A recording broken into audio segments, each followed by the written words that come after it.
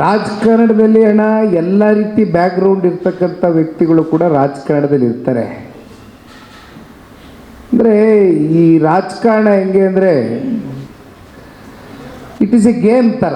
Basically it is A game ಅಲ್ಲ. ನಾನು ಭಾಳ ಟ್ರಾನ್ಸ್ಪರೆಂಟಾಗಿ ಮಾತನಾಡಬೇಕು ಅಂದರೆ ಎಲ್ಲ ರೀತಿಯಾದಂಥ ವ್ಯಕ್ತಿಗಳು ಇರ್ತಾರೆ ರಾಜಕಾರಣದಲ್ಲಿ. ಅದೇನೋ ಚಾಕು ಅಂದ್ರಿ, ಚೂರಿ ಅಂದ್ರಿ, ಚೈನ್ ಅಂದ್ರಿ, ಸಭ್ಯರು ಅಂದ್ರಿ, ಸಭ್ಯಸ್ಥರು ಅಂದ್ರಿ, ಎಲ್ಲ ರೀತಿ ಇರ್ತಾರೆ.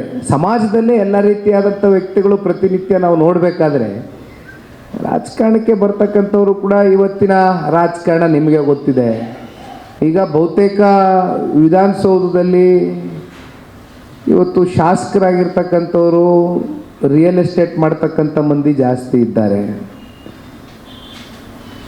ಸಡನ್ನಾಗೆ ದುಡ್ಡು ನೋಡಿಬಿಟ್ಟಿರ್ತಾರೆ, ಹೇಗೋ ಟಿಕೆಟ್ ತಗೊಂಬರ್ತಾರೆ, ಸಂಘಟನೆ ಹೆಂಗೋ ಒಂದು ಅರ್ಥ ಮಾಡ್ಕೋತಾರೆ. ಲಕ್ಕಿಲಿ ಕೂಡ ಎಷ್ಟೋ ಜನ ಶಾಸಕರಾಗಿ ಆಯ್ಕೆ ಆಗಿರ್ತಕ್ಕಂಥ ಸಂಗತಿಗಳು ಕೂಡ ನಾವು ನೋಡ್ಬೋದು. ಆದರೆ ನಿಜವಾದ ಕಾಳಜಿ ಉಳ್ಳ ನಾಯಕರುಗಳು ನಮ್ಮ ರಾಜ್ಯಕ್ಕೆ ಮುಂಬರ್ತಕ್ಕಂಥ ದಿನಗಳಲ್ಲಿ ಆ ಒಂದು ವಿಷನರಿ ಇಡ್ತಕ್ಕಂಥ ನಾಯಕರುಗಳು ಬೇಕು.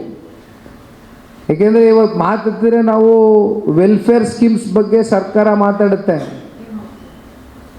ನಾನು ತಪ್ಪು ಅಂತ ಹೇಳಲ್ಲ. ವೆಲ್ಫೇರ್ ಸ್ಕೀಮ್ಸ್ ಕೊಡಲಿ, ನನಗೂ ಅದಕ್ಕೆ ಸಹಕಾರ ಇದೆ. ಯಾಕೆಂದರೆ ಅದೊಂದು ವರ್ಗ ಇರುತ್ತೆ. ಈಗ ಮಹಿಳೆಯರ ಸಬಲೀಕರಣ ಅಂತೀವಿ, ಯುವಕರ ಸಬಲೀಕರಣ ಅಂತೀವಿ, ಅದಕ್ಕೆ ವೆಲ್ಫೇರ್ ಸ್ಕೀಮ್ಸ್ ಕೊಡ್ತಾ ಇದ್ದೀವಿ ಅಂತಾರೆ ಸರ್ಕಾರ. ಬಟ್ ಅದನ್ನು ಹೊರತುಪಡಿಸಿ ಕರ್ನಾಟಕ ರಾಜ್ಯದಲ್ಲಿ it is A very resourceful state. Especially Bengaluru ಅಂತ ನಗರ ಅತಿ ಹೆಚ್ಚು ಆದಾಯವನ್ನು ಉತ್ಪಾದನೆ ಮಾಡ್ತಾ ಇರ್ತಕ್ಕಂಥ ನಗರ. ಇವತ್ತೊಬ್ಬ ವಿಷನರಿ ಲೀಡರ್ ಯಾವ ರೀತಿ ಯೋಚನೆ ಮಾಡಬೇಕು, ನಮ್ಮ ರಾಜ್ಯವನ್ನು $1 ಟ್ರಿಲಿಯನ್ ತಗೊಂಡೋಗಿ ನಿಲ್ಲಿಸ್ತಕ್ಕಂಥ ಒಂದು ಆರ್ಥಿಕ ಶಕ್ತಿಯನ್ನು ತುಂಬಿಸ್ತಕ್ಕಂಥ ವಿಚಾರಗಳು ಯಾರಾದರೂ ಚರ್ಚೆ ಮಾಡ್ತಾ ಇದ್ದಾರಾ? ಅಥವಾ ನಮ್ಮಲ್ಲಿ ಇರ್ತಕ್ಕಂಥ ಎನ್ವಿರಾನ್ಮೆಂಟಲ್ ಸಪೋರ್ಟ್ ಏನಿದೆ, ಎಸ್ಪೆಷಲಿ ನಮ್ಮ ಕನ್ನಡಿಗರು, ನಾನು ನನ್ನ ಕಾಲೇಜ್ ಡೇಸಿಂದ ಗಮನಿಸ್ದಂಗೆ ನಮ್ಮ ಕನ್ನಡಿಗರಲ್ಲಿ ಇರ್ತಕ್ಕಂಥ ಹೃದಯ ವೈಶಾಲ್ಯತೆ ಇವತ್ತು ನಿಮಗೆ ಗೊತ್ತಿದೆ.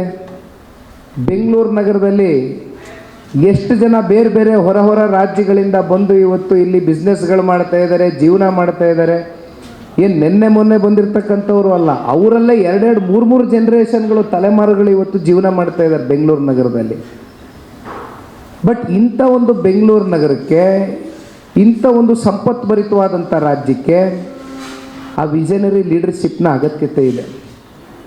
ಕೇವಲ ವೆಲ್ಫೇರ್ ಸ್ಕೀಮ್ಸ್ ಕೊಡೋದ್ರಿಂದ ಮಾತ್ರ ನಮ್ಮ ರಾಜ್ಯ ಬೆಳೀಲಿಕ್ಕೆ ಸಾಧ್ಯ ಇಲ್ಲ.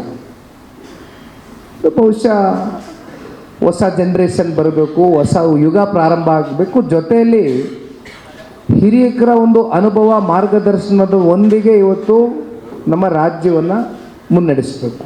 ಅದು ನಾನು ಭಾಳ ಬಲವಾಗಿ ನಂಬಿದ್ದೀನಿ.